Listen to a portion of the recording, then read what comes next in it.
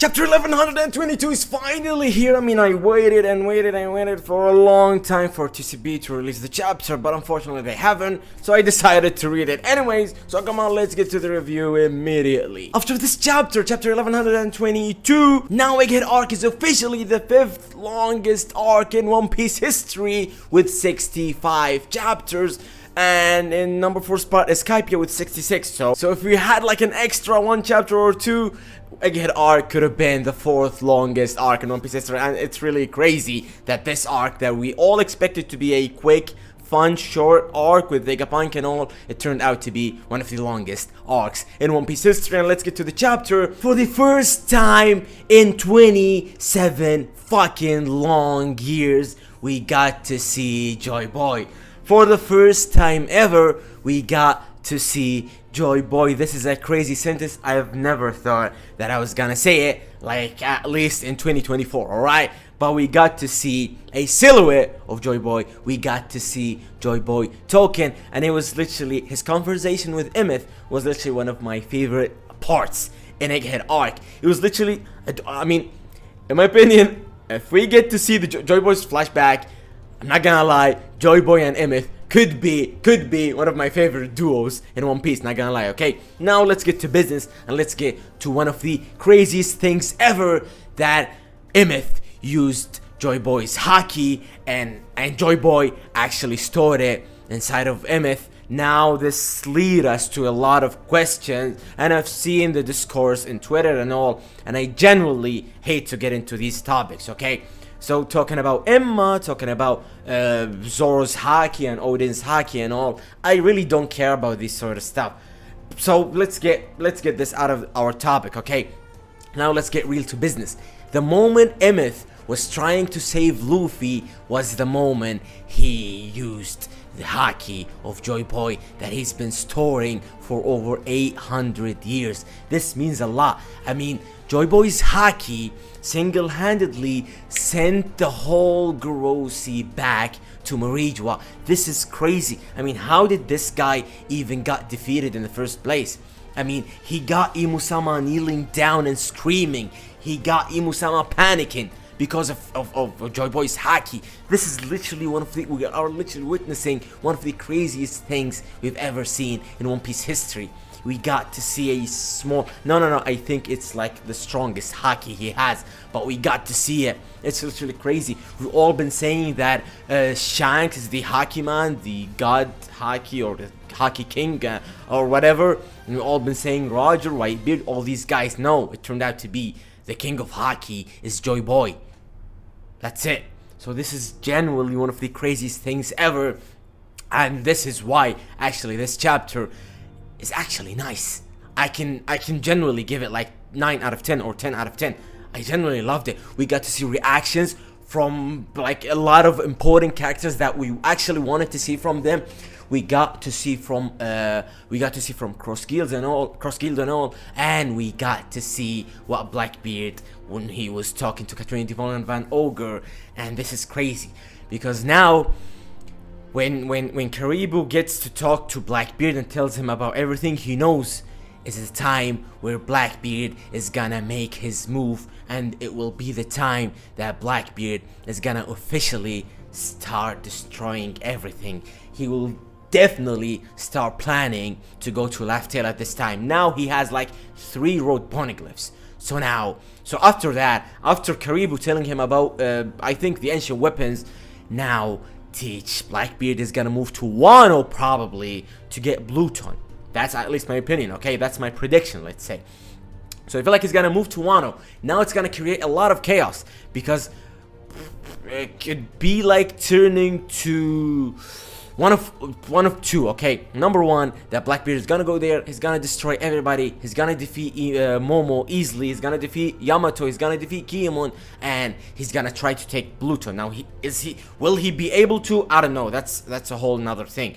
But the second option could be that Luffy is gonna hit about that, and now it's different because Wano is under the protection of the Straw Hats. So now you have to. It's not for fun. It's not like, oh, my friends, now they got to take care of themselves and all. Now, no. Now you have to put some respect, to let people put some respect in your name. That's gonna definitely destroy your whole reputation if you let Blackbeard pirates, if you let Blackbeard and his pirates like destroy everything in Wano. That's gonna create a lot of chaos, and that's where could be Luffy and the Straw Hats turning back to Wano, and there we could see, or hear me out. It could be Shanks going there to Wano, because as we know that Shanks was asking one of his crewmates, and he was asking him about Blackbeard and Wano and all. So that's why Shanks went there, okay? Except that film Red and all, okay? He went there because he was expecting Blackbeard to show up in Wano. So now Blackbeard actually has shown up. So now Shanks gotta get back to Wano, and he has to fight Blackbeard. That's one of the things that I could like be expecting to see, at least in 2025, 2026, could be, okay, possibly, okay, hear me out. So now let's get back to the chapter, and let's get back to the beautiful conversation between Emmet and JOYBOY. And JOYBOY was saying this is for times of emergency, and Emmet says, times of emergency, my strongest haki is tied up in this knot. So it's tied up in this knot, okay? It's different from, I heard people were saying it about Luffy's awakening, that he used JOYBOY's haki and all. This is, I don't know what to say about that. This is like impossible, okay? And then JOYBOY said, I'm gonna seal it inside your cases. You're gonna live a lot longer than me, Emmet. And then he said, but the day will come when I can't be there to save you. So now Emmet used JOYBOY's haki to save Luffy. It was the moment when Emmet asked Luffy about his name, and then he realized that the D, and then he apologized to JOYBOY, and he said thank you for letting me hear. Yeah, again, that nostalgic rhythm. I won't let you die, I won't let you die. And he untied the knot, and he used JOYBOY's haki in one of the most epic, iconic moments in Egghead arc, if not in One Piece history, okay? It was genuinely crazy moment that he sent the Gorosei back in their human forms to Marijoa, but Saturn is still here because he was not. He got to Egghead Island normally with the ship, not like the other Gorosei, okay? So that's why he needs to get back normally, alright? So that's the other thing. So it could be possibly that, I don't know if Saturn could die actually, because we know that everybody has sailed on the ship, and now Egghead Island is officially, Egghead Arc is officially over, and we're heading to Elbaf. And let's sing it with Luffy and Usopp. Let's sing the song of Elbaf. And here we go, everybody's out. Now we got Saturn and Emmet is probably dead, okay?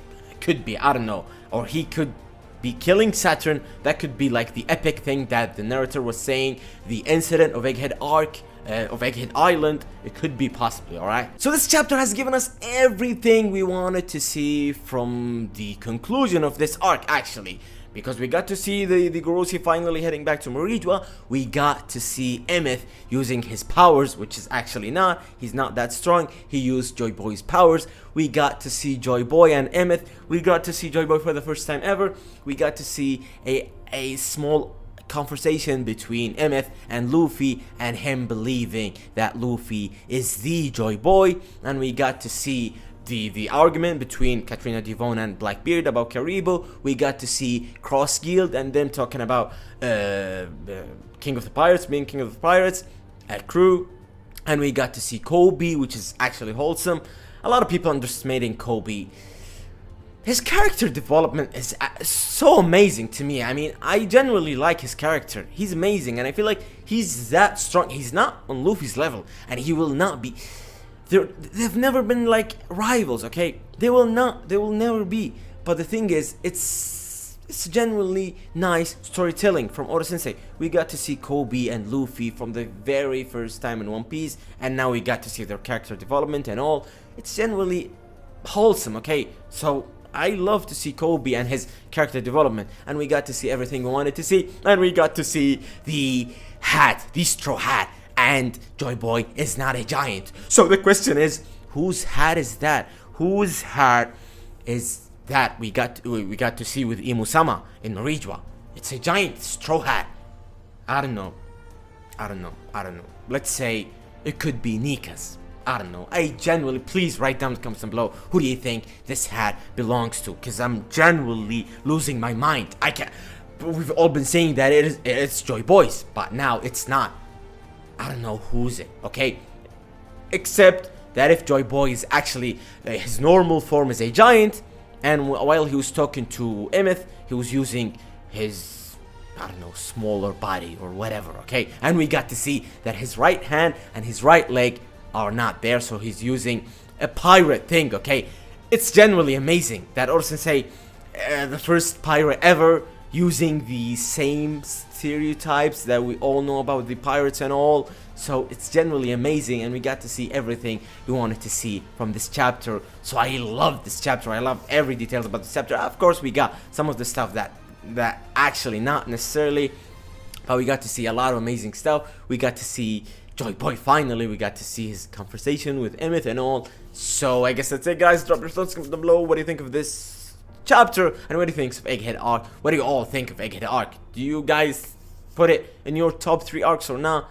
Cause I don't know. I did not make up my mind. I don't know. Could be. Okay, so write down, like I said. Thank you guys. Mwah.